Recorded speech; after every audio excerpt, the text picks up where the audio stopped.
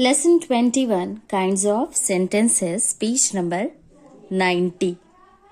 So, children, you all have learnt in the previous classes also about sentences. So, pay attention here.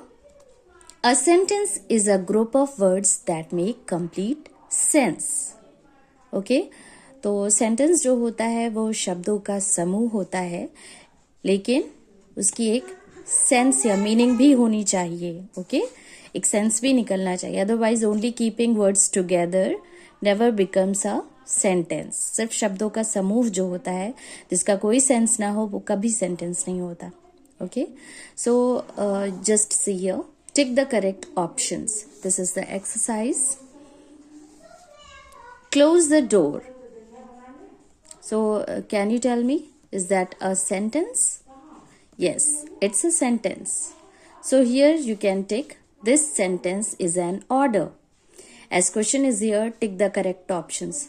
Two options are there, you have to choose. And accordingly, you have to put tick mark. Close the door means दरवाजा बंद करो. इसकी एक meaning निकल रही है ना, तो ये एक ऑर्डर में है, ये सेंटेंस है. What a tall tree. This sentence shows surprise. ये सेंटेंस सरप्राइज शो कर रहा है, so here you have to tick. Next one is, this is a question. ये क्वेश्चन नहीं है, ये सरप्राइज शो कर रहा है. Here you have to put tick mark. Then did you get hurt. तो ये कैसा सेंटेंस है, यहाँ पे क्वेश्चन पूछा जा रहा है ना, तो अगर ये ऑप्शन दिया है दिस सेंटेंस शो सरप्राइज, तो ये सरप्राइज शो नहीं कर रहा है. दिस इज अ क्वेश्चन, ये क्वेश्चन है, तो आप यहाँ टिक करेंगे. Okay I study in class 4th. मैं क्लास 4th में पढ़ता हूँ. This sentence is an order. ये एक ऑर्डर है. No, it's not an order. This sentence tells us something. ये कुछ बता रहा है ये सेंटेंस, तो you have to tick here. Okay, read these groups of words. We are building a sand castle. यानी हम एक सैंड बालू का कासल महल बना रहे हैं. The bull is chasing the man. जो बुल है वो मैन को चेज कर रहा है. The sparrow is eating seeds. Sparrow जो है वो सीड्स खा रही है. Okay, sentences perform different functions. Look at these sentences. तो sentences जो है वो different functions को perform करते हैं. Okay this is a beautiful flower. ये एक खूबसूरत फूल है. In this sentence the speaker is simply making a statement. यहाँ पर स्पीकर जो है एक सिंपल सा स्टेटमेंट बना रहा है. ओके कह रहा है, is this a beautiful rose. क्या ये एक खूबसूरत रोज है. In this sentence the speaker is asking a question. यहाँ पर स्पीकर जो है क्वेश्चन पूछ रहा है. What a beautiful rose it is. तो यहाँ देखिए किस तरह से अलग अलग फंक्शंस यहाँ पर शो किए जा रहे हैं. इन this sentence the speaker shows a strong liking for the flower. तो इस सेंटेंस से क्या पता चल रहा है, स्पीकर की स्ट्रॉन्ग लाइकिंग पता चल रही है. Please do not plug this beautiful flower.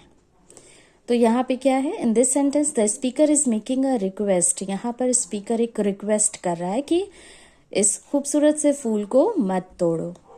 Okay Now see at page 91. Statements or assertive sentences. यानी जो simple sentences होते हैं ना, statements or assertive sentences tell us something or give some information. तो ऐसे जो sentences होते हैं वो हमें कुछ बताते हैं, कोई information देते हैं. We put a full stop. हम जो है full stop लगाते हैं at the end of a statement. तो वाक्य के अंत में फुल स्टॉप लगाते हैं. यहाँ कुछ examples you can see. Dhawan broke my doll yesterday. Dhawan ने मेरी डॉल कल तोड़ दी. It is hot today. आज गर्मी है. My spectacle case is broken. मेरे चश्मे का केस जो है वो टूटा है. स्टेटमेंट्स कैन बी पॉजिटिव और नेगेटिव. तो सेंटेंसेस जो हैं वो पॉजिटिव भी हो सकते हैं और नेगेटिव भी हो सकते हैं. A sentence which has no और not in it is a negative sentence. तो जिस सेंटेंस में नो या नॉट होता है वो नेगेटिव सेंटेंस कहलाते हैं. A sentence which does not have no और not in it is a positive sentence. तो जिनमें नो या नॉट नहीं होता है वो पॉजिटिव सेंटेंस होते हैं. Okay look at these sentences. This table you can see. Positive sentence, this dress is too short, ये ड्रेस बहुत छोटी है। अब इसी को नेगेटिव में चेंज करें तो दिस ड्रेस इजंट यानी is not too short, isn't too short, ये ड्रेस इतनी शॉर्ट नहीं है, ज्यादा शॉर्ट नहीं है। I like to eat noodles, मुझे नूडल्स खाना पसंद है। I do not like to eat noodles, मुझे नूडल्स खाना पसंद नहीं है। Next, I can climb these stairs, मैं इन सीढ़ियों को चढ़ सकता हूँ। I can not climb these stairs, मैं इन सीढ़ियों को नहीं चढ़ सकता। She will listen to me, वो मुझे सुनेगी। She will not listen to me, वो मुझे नहीं सुनेगी। Okay, exercises I'll give you later. First you just understand the kinds, functions, okay? Next, questions or interrogative sentences. Questions or interrogative sentences ask questions. We put a question mark after them. यानी ऐसे sentences जो होते हैं इनके through question पूछा जाता है और लास्ट में क्या किया जाता है, क्वेश्चन मार्क लगाते हैं। Okay, who is the man in the red hat, यानी रेड हैट में जो व्यक्ति है वो कौन है। What is in your bag, तुम्हारे बैग में क्या है। इज मोहन सिक टुडे, क्या मोहन बीमार है आज। The first two sentences are WH questions as they begin with a WH word. तो पहले दो सेंटेंसेस में आप देखिए WHO हु, WHAT व्हाट, तो ये इस तरह के भी मतलब क्वेश्चंस होते हैं, इसमें WH क्वेश्चन से कहे जाएंगे क्योंकि इनकी बिगनिंग WH से है। और तो इन WH वर्ड्स के अलावा other words used in interrogative sentences are who, whose, whom, which, what, when, where, why and how. तो इनके अलावा ये सारे क्वेश्चन वर्ड्स भी होते हैं। The third question is a yes or no question. The answer to such a question is either yes or no. तो third one जो है इसका आंसर, इस तरह के जो क्वेश्चंस होते हैं इनका आंसर जो होता है वो जनरली yes और no होता है। Okay, We can form yes or no questions from statements in the following two ways. तो हम यहाँ पर देखिए बताया जा रहा है कि yes और no वाले क्वेश्चंस फॉर्म कर सकते हैं इन दो तरीकों से। For sentences with verbs like is, am, are, was, were and can, could, may, will, would, we move the verb before the subject of the sentence. A few examples are here. We are going to school today. Are we going to school today? So here you can see यहाँ पे rule क्या बताया गया कि हमें अगर इस तरह से क्वेश्चंस फॉर्म करना है तो जो हेल्पिंग वर्ब्स हैं यहाँ पे जैसे आर, इज है ना, ये जो हैं वांट, वाज, कुड, इनको पहले कर देंगे सब्जेक्ट के और लास्ट में फिर क्वेश्चन मार्क। तो ये भी एक तरीका है उनको कन्वर्ट करने का क्वेश्चन फॉर्म में। Okay, next one, he is my friend, तो इसको कन्वर्ट करेंगे then what will be is he my friend. See यहाँ देखिए इज ही माई फ्रेंड। इसी तरह देखिए she won't help me, won't she help me, देखिए इस तरह से बन जाएगा। Rama was crying, was Rama crying. They could reach on time, could they reach on time.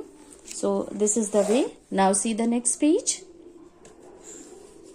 For sentences with action verbs like walk, eat, play, we add do, does or did at the beginning of the sentence. The verb remains in its basic form. So this is the another way. Example, they run in the field. Do they run in the field? So here you can see this is the another pattern or another form. They run in the field. यहाँ पर देखिए field last में है, that is the object. Subject दे है, verb run है। तो यहाँ पे देखिए सिंगुलर सब्जेक्ट है या फिर प्लूरल है, इट इज प्लूरल। तो प्लूरल है so you have to use do. Singular अगर होता, ही होता तो डज। ओके, जैसे यहाँ नीचे देखिए श्वेता हैज मेनी पेंसिल्स, तो Shweta is singular subject so does is used here. Okay, they run in the field, do they run in the field. तो इस तरह से डू या डज का यूज किया गया है। यहाँ देखिए for sentences with have or had we add do, does or did at the beginning of the sentence। तो इनका यूज करते हैं बिगिनिंग में सेंटेंस के according to the subject, singular या प्लूरल सब्जेक्ट के अकॉर्डिंग हम यहाँ पे डू या डज का यूज करेंगे। और पास्ट टेंस में है तो डिड का। Okay, Shweta has many pencils, अब इसको कन्वर्ट किया तो क्या हुआ, does Shweta have many pencils. Okay, तो इस तरह से। Next, exclamatory sentences. An exclamatory sentence is used to show a strong feeling of surprise, sadness, or happiness. We put an exclamation mark at the end of such a sentence. तो exclamatory sentence का use किस लिए करते हैं, show करने के लिए strong feeling, चाहे वो सरप्राइज की हो, सैडनेस की हो, हैप्पीनेस खुशी की हो। ओके, और लास्ट में मार्क ऑफ एक्सक्लामेशन, मतलब एक्सक्लामेशन मार्क यूज करते हैं, उसको लगाते हैं वाक्य के अंत में। ओके, अक्सर इस तरह से करते हैं। तो how happy I am to see you, यानी तुम्हें देखकर मैं कितना खुश हूँ। व्हाट अ ब्यूटीफुल पिक्चर, कितनी खूबसूरत पिक्चर है। What sad news it is, कितनी बुरी खबर है ये। ओके, नेक्स्ट, कमांड और imperative sentence. An imperative sentence is used to make a request, give a command or advice. तो ये जो इम्परेटिव सेंटेंस होते हैं इनका यूज होता है रिक्वेस्ट के लिए, कोई कमांड देना है या कोई सलाह देनी है। Okay, please help me find a home for this puppy, कृपया मेरी मदद करें इस पपी के लिए घर ढूंढने में। Stay away from the door, door से दूर रहें। यू शुड ओबे योर एल्डर्स, तुम्हें अपने एल्डर्स की, अपने बड़ों की आज्ञा माननी चाहिए। Okay, so this is the explanation of the chapter that is lesson 21 kinds of sentences.